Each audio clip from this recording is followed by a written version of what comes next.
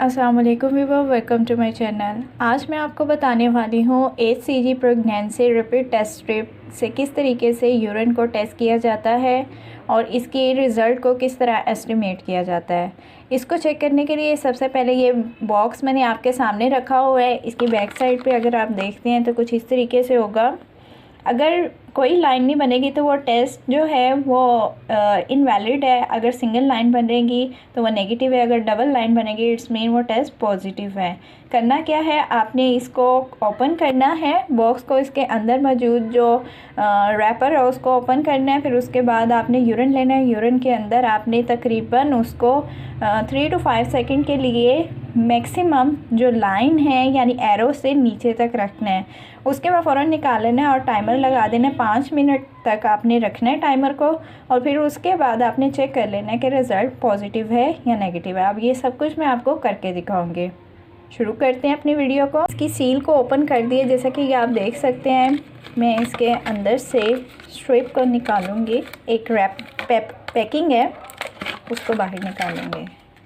जैसे कि ये सबसे पहले आपने इसकी एक्सपायरी डेट चेक कर लेनी है, ठीक है। अगर वो एक्सपायर हो चुकी है तो फिर आपने उसको यूज़ नहीं करना। तो ये वैलिड है, अभी ये 2021 तक है, तो मैं इसको यूज़ करके आपके सामने दिखाऊंगी। अब मेरे पास एक जार में यूरिन है और दूसरी तरफ मेरे हैंड में स्ट्रिप है।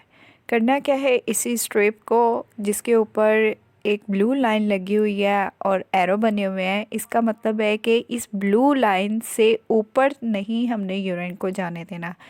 स्ट्रिप को लेना है और उसके अंदर यूरिन में डिप कर देना है। जैसे डिप कर दिया 3 से 5 सेकंड तक आपने वेट करना है। आहिस्ता आहिस्ता यूरिन ऊपर की तरफ को मूव करेगा।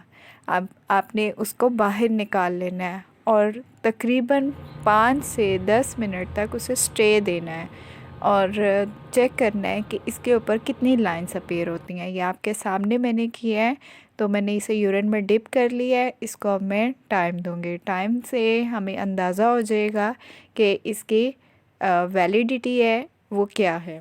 तकरीबन 5 से 10 मिनट इंतज़ार करने के बाद जो टेस्ट के ऊपर आने वाली लाइंस हैं वो डबल हैं। इससे ये इंडिकेट होता है कि ये जो यूरिन टेस्ट किया गया ये पॉजिटिव है। तो अगर सिंगल लाइन बनती है तो इट्स मीन वो नेगेटिव है। अगर कोई लाइन नहीं बनती तो इट्स मीन ये टेस्ट